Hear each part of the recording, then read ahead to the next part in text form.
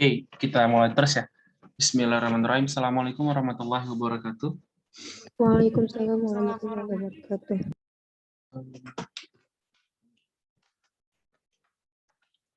Oke, cek. Suara Bang kedengaran jelas nggak ya, Dek? Kedengaran, Bang. Oke, sip. Sorry banget nih ya, kita reschedule sebentar karena kebetulan Bang ada kelas lain nantinya. Jadi materi hari ini nggak terlalu banyak.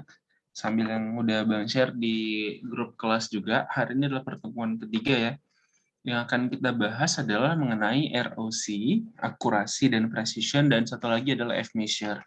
Jadi setelah sebelumnya kita kenal dengan Python dan sudah masuk ke klasifikasi yang pertama dalam bentuk KNN, selanjutnya metode yang harus kita lihat adalah bagaimana sih mempertimbangkan bahwasanya klasifikasi ataupun model yang kita bikin itu sudah baik. Gitu. Apa indikator yang bisa kita nilai atau apa yang menjadi tolak ukur bahwasanya yang kita lakukan itu sudah benar gitu. Baik itu nanti KNN, nanti ke depannya ada naive Bayes ataupun decision tree dan lain-lain. Bahkan nggak cuma di machine learning tradisional, nantinya di machine learning yang lebih jauh kompleks lagi dan juga deep learning itu kita memerlukan sebuah indikator untuk menentukan apakah yang kita bikin ini sudah benar atau tidak. Nah, berkacanya kemana? Berkacanya adalah pada data sesungguhnya. Data sesungguhnya itu adalah datasetnya. Makanya sebelum kita mulai klasifikasikan model, ada splitting data merupakan hal yang paling penting. Splitting data itu membagi data menjadi dua. Pertama adalah data train, dan yang satu lagi adalah data test. Dan biasanya nanti kalau udah lebih kompleks itu ada tiga, data train, data test, dan ada data validations. Kalau di machine learning makanya data validations. Oke, kita langsung mulai. Yang pertama adalah ROC namanya. ROC. Oke. Ini yang tadi ya, pengukuran kinerja itu adalah tugas penting. Dan dalam masalah klasifikasi, ingat ya, untuk masalah klasifikasi, kita dapat menggunakan kurva AUC ROC namanya. Apa itu AUC ROC? AUC adalah area under the curve. Oke. Jadi secara namanya aja itu kita akan menilai seberapa besar area di bawah kurvanya. Sedangkan ROC-nya adalah receiver operator karakteristik. Nama kurvanya adalah kurva ROC, receiver operating karakteristik. Oke. Sampai ini dia. Receiver operating karakteristik. Oke. Dan ROC ini adalah salah satu bentuk matriks evaluasi terpenting untuk memeriksa apakah klasifikasi yang kita bikin itu sudah benar. Ingat ya, ini masalah klasifikasi. Untuk masalahnya nanti kan ada banyak ya, ada klasifikasi, ada clustering, ada juga reinforcement learning. Oke. Dan cara kerjanya, dia akan melihat kinerjanya itu di ambangnya dengan dua parameter. Yang pertama adalah true positive rate dan yang satu lagi adalah false positive rate. Oke. Dan true positive rate ini biasanya dipanggilnya recall. Oke. Untuk yang TPR, true positive rate. Dan kalau kita lihat yang mana Bang true positive, yang mana false negatif? Oke, yang mana false positive, sorry. Oke, untuk rumusnya sendiri adalah sebagai berikut. True positive rate merupakan nilai dari true positif dibagi dengan true positif ditambah false negatif. Oke, ntar coba kita cek ininya dulu ya, ada. Sebelumnya, kalau kalian belum tahu confusion matrix, ini kita lihat terlebih dahulu ya. Ada 4 section kalau misalkan kita bikin confusion matrix. Ada yang kuadran 0, kuadran 0 kan mulai dari FP ini ya. Ini kita anggaplah ini kuadran 1, ini kuadran 0, ini kuadran 2, dan ini kuadran 3. Atau ini 1, 2, 3, 4. Bebas lah, terserah. Oke, yang pertama adalah kita akan meninjau nilai actual sama predicted-nya. Oke, actual sama predicted. It means nilai yang sesungguhnya dan nilai prediksi kita. Oke, jadi kan klasifikasi kan kita memprediksi suatu nilai nih. Anggaplah kita mau prediksi contohnya apa ya? Kayak kemarin yang di Riko pakai data iris, bunga iris ya kan. Kita mau lihat klasifikasikan dia menjadi 3 kelas ataupun 3 subspesies. Bagaimana data tersebut tuh diklasifikasikan? Ada data actual, it means data sesungguhnya, data kelas asli, dan ada predicted, ada data kelas yang diprediksikan oleh si model. Oke. Terus pertanyaannya, Bang, gimana cara dapetin actual dan predicted? Nah, itulah fungsi dari splitting data. Splitting data menjadi data train dan data test. Data test nanti akan ditinjau. Nilai predicted ini akan dilihat ke data aktualnya. Jadi data aktual dalam hal ini adalah data si testing. Oke. Sedangkan predicted merupakan hasil dari testingnya. Terus data train itu apa? Data train untuk membentuk model. Nah, jadi istilahnya dia pelajari modelnya itu dari data train. Oke. Setelah dapat model, dia coba. Nah, dia implementasikan di dalam data testnya. Dan posisinya sebagai berikut. Kalau nilainya positif dan positif, it means dia true positif. Oke, ini actual yang atas ya. Actual yang atas, prediktif yang kirinya. Oke, actual kolomnya, predicted ini sebagai row-nya. Oke, jadi kalau misalkan dia positif dan positif, nilainya adalah true positif. Oke, kalau dia sesungguhnya dia negatif, tapi diprediksikan ternyata dia positif. Dia false. Yang pertama false, tapi false apa? False positif. Oke, dia false, salah diinterpretasikan atau salah diprediksi dengan nilai positif. It means dia false positif. Oke. Terus kalau dia ternyata positif tapi dinilainya tuh sebagai negatif. Dia apa? Dia false juga, ya kan? Salah juga, tapi salah untuk negatif. It means false negatif. Oke. Dan yang satu lagi, dia sebenarnya itu negatif atau kelasnya tuh 0 atau kelas yang tidak dominan lah istilahnya, atau kelas yang salah lah istilahnya. Kalau misalkan ini antara dua kelas ya. Dan sesuai prediksi, ternyata juga benar prediksikan dia tuh negatif. Maka dia true. True-nya untuk apa? True negatif. Oke. Jadi yang pertama adalah cek nilai kebenarannya. Nilai true hanya ada di apa nih namanya? Sorry. Oh bentar, abang cari mouse bentar. Mouse.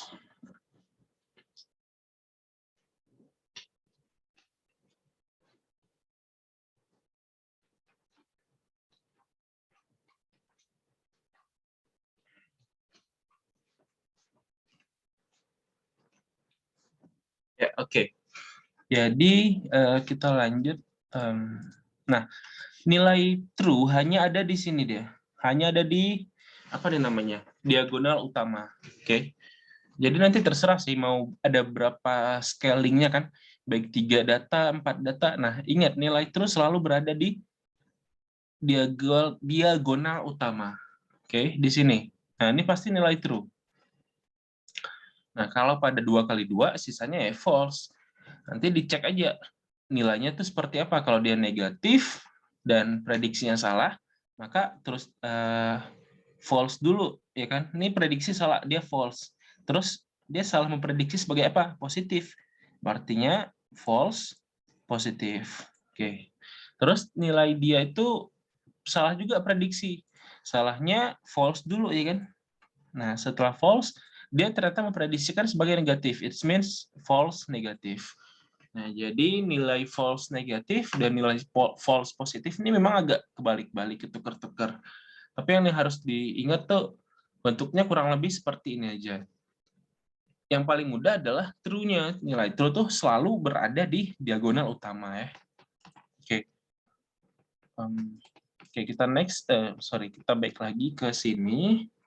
Nah, nilainya tadi kan true positif sama false negatif, sama false positif. Nah, terus rate itu di mana? Kenapa nggak ada rate?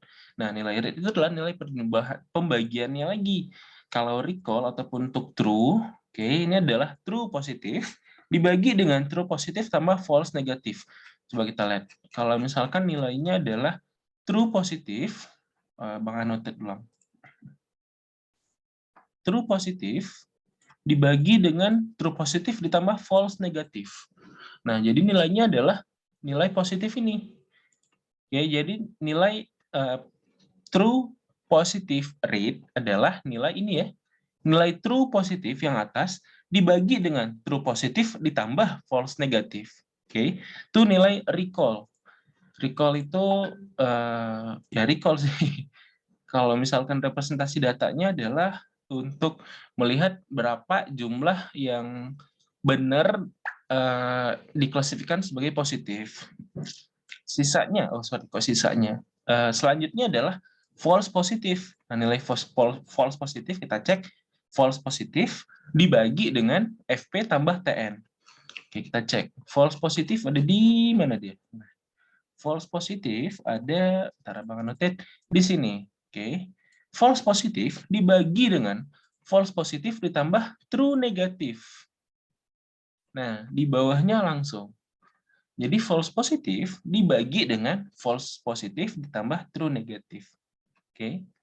Nah, ini adalah rumus untuk FPR dan TPR.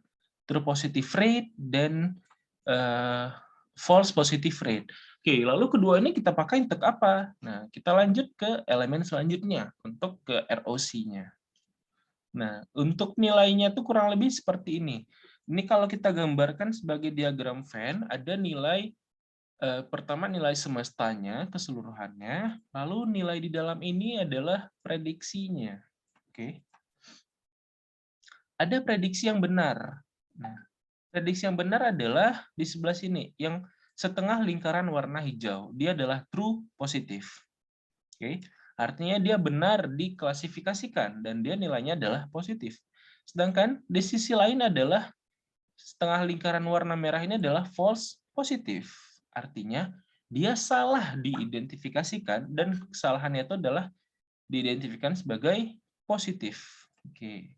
Nah, nanti bisa cek di sini di materinya yang udah Bang bagikan. Selanjutnya untuk apa TPR dan FPR itu? Nah, kurva ROC memplotkan TPR versus FPR-nya pada ambang klasifikasi yang berbeda. Menurunkan ambang klasifikasi lebih banyak item sebagai positif hingga meningkatkan positif palsu dan positif benar. Nah, nilainya akan seperti ini. Jadi diagramnya bukan diagram ya, aksisnya ataupun aksis itu apa ya? Ya aksis lah ya, diagram, bukan diagram sih sebenarnya, tapi nggak apa, bilang diagram aja. Jadi nilai sumbu Y-nya adalah TPR, sumbu X-nya adalah FPR. Oke. Nah, sumbu Y adalah TPR dan sumbu X adalah FPR. Sebenarnya ini materinya nggak perlu didalami benar-benar, bukan nggak boleh benar-benar sih. Maksudnya cukup tahu aja, karena dari mana dapetinnya itu harus tahu. Sedangkan nantinya kita nggak akan ngecek satu persatu nilai ini, nggak. Kita akan menggunakan code. Langsung pakai Python, langsung dari sklearn. Tapi teman-teman harus tahu dari mana datangnya ROC ini. Nah, dengan nilai masing-masing itu seperti itu. Dan di dalam ROC, di dalam sklearn, sklearner itu sudah ada ROC untuk curve dan juga ROC AUC skornya. Nah, di sini ini Abang zoom ya. Di sklearn.matrix import ROC underscore curve dan ROC underscore AUC underscore score. Bentar lagi azan, kita break sebentar ya.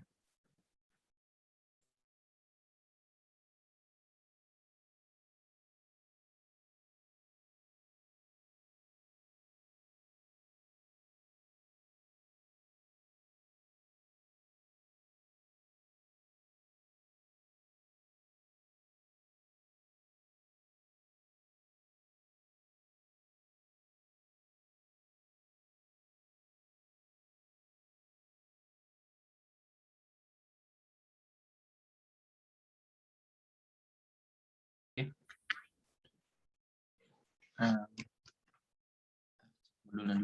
Nah, di sini Abang sudah bikin satu contoh gimana sih kita menampilkan tabel ROC. Dan Abang buka langsung di code-nya. Di sini untuk gunakan tabel ROC dan juga nilai ROC, kita bisa menggunakan dari sklearn ya. Sklearner. sklearn.matrix. Nah, ini nama submodulnya. Jadi kalau sebelumnya udah dipelajari, bagaimana import in Python. Kalau dibentuk seperti ini, from dan import, artinya ini adalah submodul dan import ini adalah functionnya. Jadi yang akan kita ambil hanya dua function ini. Yang pertama adalah ROC curve dan satu lagi ROC underscore AUC underscore score. ROC curve untuk melihat bagaimana bentuk dari si curve-nya ataupun dari kurvanya. Sedangkan ROC AUC score kita akan melihat area under curve, oke, AUC-nya, nilai di bawah dari si curve-nya. Oke, di sini Abang akan contohkan untuk klasifikasi menggunakan data sampel acak. Ada 1000 sampel dengan nilainya tuh diacak, dan di sini Abang splitting dia. Nah, di sini yang perlu dilihat. Pisahkan data menjadi data training dan testing. Nah, yang paling mudah itu sebenarnya pakai train test split. Nah, train test split itu ada di sklearn.model_selection. Tapi ada banyak cara lain. Dia bisa juga kita bikinnya itu manual dan bikinnya itu generate auto generate, bisa juga, banyak banget caranya. Tapi yang sering digunakan adalah train test split ini. Jadi kalau train test split ini dia ada 4 parameter. Yang pertama adalah X. X ini adalah data X-nya, data fiturnya. Sedangkan Y adalah data klasifikasinya ataupun data kelasnya. Test size. Nah, di sini yang poin penting. Jadi di dalam pembagian antara data train dan data test, kita harus memperhatikan seberapa besar kita pisah menjadi data testnya. Oke, seberapa besar dia. Nilai yang ideal adalah biasanya 0,2 atau 0,3 atau rentang di antara 0,2 sampai 0,3, baik itu 0,25 atau 0,275 dan lain-lainnya. Itu bentukan dari persen. Artinya kalau misalkan data kita ada 1000, terus dibagi 0,3, artinya 300 data itu untuk data testing. Oke. Sedangkan 700-nya menjadi data train. Dan pilihannya itu secara acak. Nah, acakannya dari random state ini. Nah, jadi dia akan ngacaknya tuh berapa kali. Di sini pilihannya adalah 2. Dan di sini Abang makainya tinggi karena kita generate-nya kan acak nih ya. Ini Abang nggak punya data, jadi Abang generate palsu aja lah, kurang lebih kayak gitu. Oke, lalu nilainya masukin. Di sini Abang contohkan pakai logistic regression. Nah, nilai ROC, AUC-nya tuh kita bikin di sini. Ada untuk ROC, AUC dari yang tipe NS dan tipe LR. Jadi 2 kelas ini ya, ada 2 yang akan digunakan. Nah, selanjutnya nilainya itu akan masuk ke ROC curve. ROC curve ada kalau pyplot ini untuk menggambarkannya ya. Nanti bisa dicek lagi code-nya, yang code di modul bisa dilihat lagi, dan kalau mau dicoba silahkan dicoba. Dan akan memunculkan plotnya itu seperti ini. Di sini karena Abang print beberapa poin, yang pertama adalah no skill. No skill ini 2 kelasnya ya. NS tadi. NS itu adalah no skill, satu lagi LR, logistik. Nah, kalau kita lihat nilai ROC daripada no skill itu adalah 0,5. Yang mana? Yang ini, yang garis putus-putus ini, yang biru. Sedangkan kalau kita lihat nilai nilai AUC dari logistik adalah 0,903. Yang mana?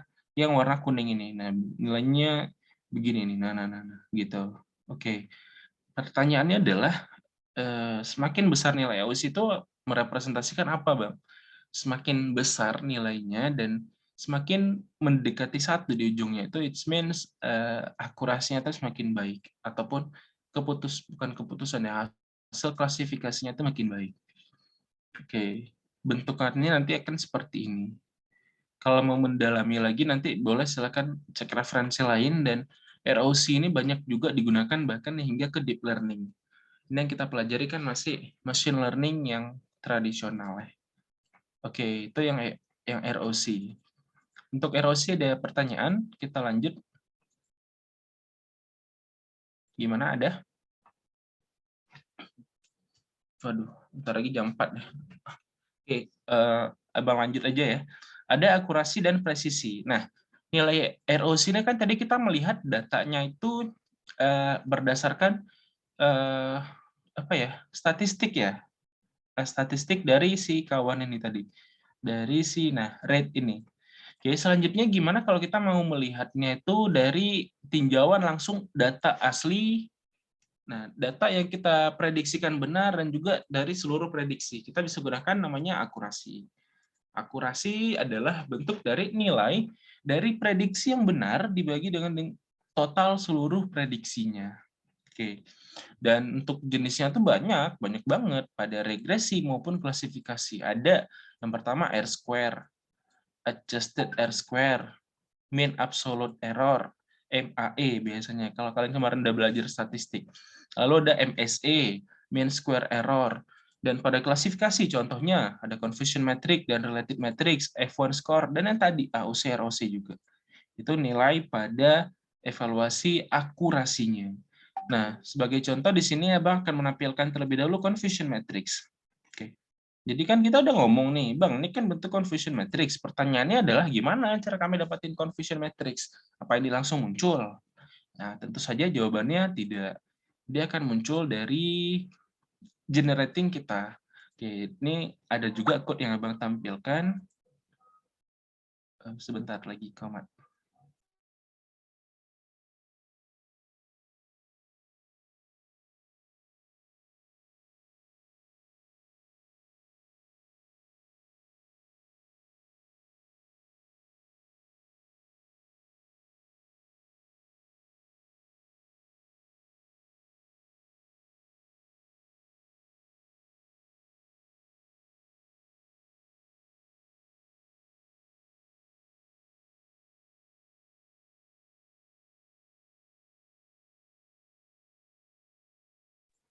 Oke, kita lanjut ya. Jadi untuk nilai confusion matrix, dia kan akan memperlihatkan nilai, mana tadi? Nah, ini confusion matrix. Dia kan akan melihatkan nilai actual sama nilai predicted-nya, ya kan? Nah, untuk bikin confusion matrix secara sederhana, nah ini bentuk sederhana itu seperti ini, kurang lebih, yang kecil banget ini. Nih, itu kita bisa gunakan function confusion matrix dari escalon.matrix juga. Dan yang kita print adalah fungsinya dengan memanggil apa tadi, nilai actual sama nilai prediksi. Nah, nilai actual itu berada di y true. Y ini adalah kan kelasnya, ya kan, kelas yang paling ujung, hasil bukan nilai klasifikasi. Dan satu lagi y prediction-nya. Jadi kan akan kita masukkan nilai dari actual dan nilai dari prediction. Nah, kedua nilai ini nantinya akan dilihat apakah dia true positif, mana yang benar-benar, mana yang benar salah, mana yang salah benar, mana yang salah-salah. Dan akan muncul seperti ini. Nah, tapi kalau kita mau bikin yang cantik, ada juga banyak code-nya, bisa cek aja di internet gitu. Lalu selanjutnya dari confusion matrix itu kita akan lanjut lihat ke bentukan yang lainnya. Ada akurasi, recall, dan precision. Recall ini yang tadi yang di atas sebenarnya. Bukan sebelum rate ya, yang sebelum rate, yang ini dia, recall ini. Terus ada precision satu lagi. Nah, nilai precision itu sama bentukannya, tapi di mana bedanya? Wait, Abang lupa. Precision itu nilainya di aduh apa ya? Aduh, sorry. Abang lupa nilai. Beda recall sama precision itu di ini ada deh. Recall itu ini ya, true positive rate. Satu lagi precision itu di mana ya nilainya ya? Confusion matrix, no. Escalon, no. Wah, sorry. Abang lupa. Coba kita cek aja ya. What is precision?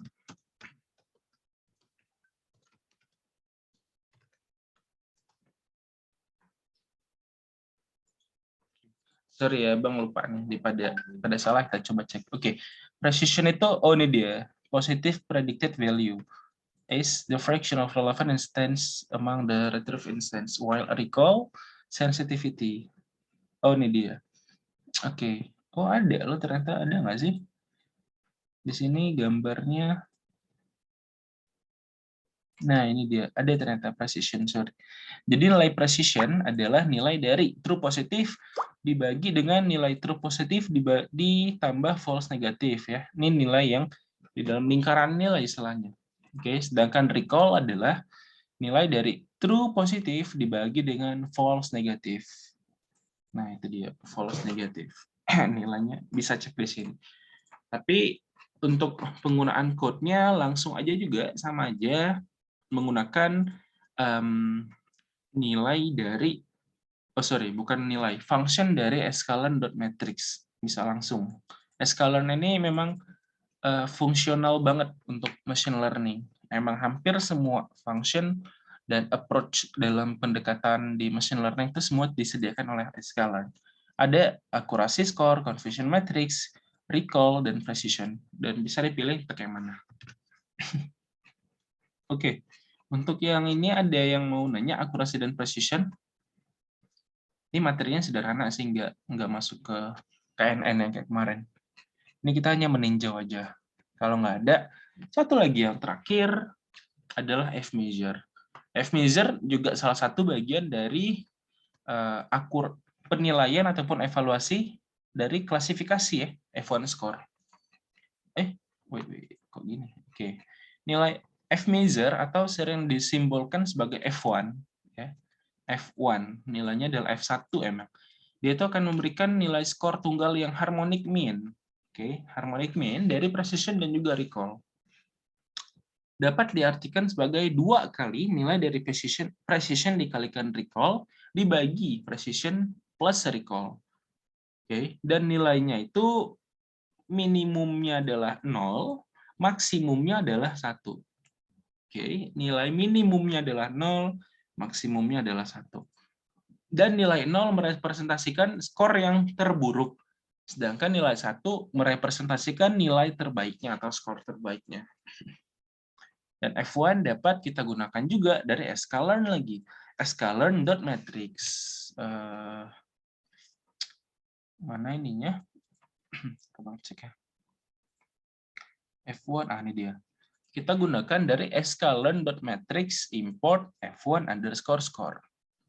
Sama juga masukinnya nilai dari actual dan juga prediction. Y true dan juga Y prediction ya. Di sini nih Bang udah bikin nilai baru tadi. Nah, jadi sebagai contohnya nih, anggaplah kita udah melakukan hasil, anggap aja nih ya. Dan nilai sesungguhnya adalah Y true, sedangkan nilai diprediksinya adalah Y prediction 0, 0, 0, 0, 0, 0. Oke, tiga data ini ternyata benar, tapi data keempat ada yang salah, 0, 1. Oke, ini salah. 1, 1, 1, 1, 1, 1. Ketiga data selanjutnya benar. Tapi nilai ke selanjutnya ini 1, ini 0. Yang lainnya juga 0, 0, ini 1, 1. Artinya ada banyak data yang salah, ya kan? Oke, selanjutnya saat kita tinjau ke Y-pred ke Y-true, pred ini prediction, nggak enak juga ya, pred nih. Dia akan melihat dari, kalau F1 score, ulangan tadi ya, dari 2 kali precision kali recall dibagi dengan precision tambah recall. Oke, rumusnya itu aja. Dan kalau kalian mau cek lagi referensi ataupun dokumentasi lebih lanjut, bisa coba cek dari sklearn-nya langsung, sklearner. Di sini Abang udah masukin link-linknya untuk ROC AOC score gimana, ROC curve gimana, accuracy score, precision score, recall score, dan juga F1 score. Dan referensi yang Abang cek di sini. Jadi kalau misalkan nanti ada kesalahan dan kalian menemukan kesalahan, boleh tolong dievaluasi kembali yang Abang katakan. Oke, materi udah habis, cuman itu doang pada hari ini. Mungkin dari materi ini ada dari teman-teman ada yang bingung atau mau ditanyakan? Gimana?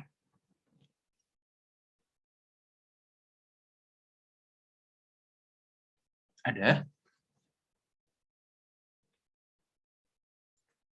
Belum ada. Oke, nggak apa kalau belum ada. Beneran nih nggak ada kan? Oke. Kayaknya belum ada, Bang. Oke, siap. Nggak apa-apa. Ya, berarti kita udah siap. Nggak lama hari ini. Oke, mungkin sampai di sini aja materinya. Silakan cek kembali modul yang udah Bang kirimkan. Nanti akan Abang kirimkan lagi recordingnya. Sebelumnya kita dokumentasikan dulu ya. Teman-teman boleh minta tolong hidupkan kamera. Dan kita take foto dulu.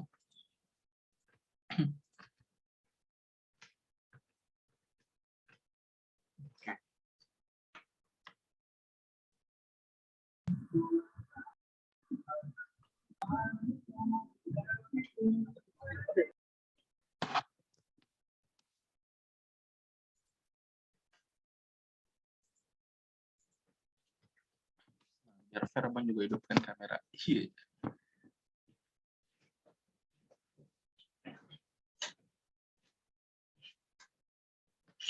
Oke. Sip.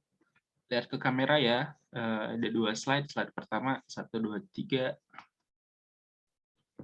Oke, slide kedua 1, 2, 3. Oke, sip. Udahan teman-teman. Thank you yang udah hadir pada hari ini, dan sekali lagi mohon maaf banget karena harus reschedule jadwal lebih cepat. Terima kasih yang udah hadir. Kalau nanti ada pertanyaan lebih lanjut, boleh silakan di follow up di grup. Lebih dan kurang untuk hari ini, Abang mohon maaf. Wabillahi taufiq wal hidayah. Wassalamualaikum warahmatullahi wabarakatuh. Waalaikumsalam warahmatullahi Waalaikumsalam wabarakatuh. warahmatullahi wabarakatuh. Terima kasih, Bang.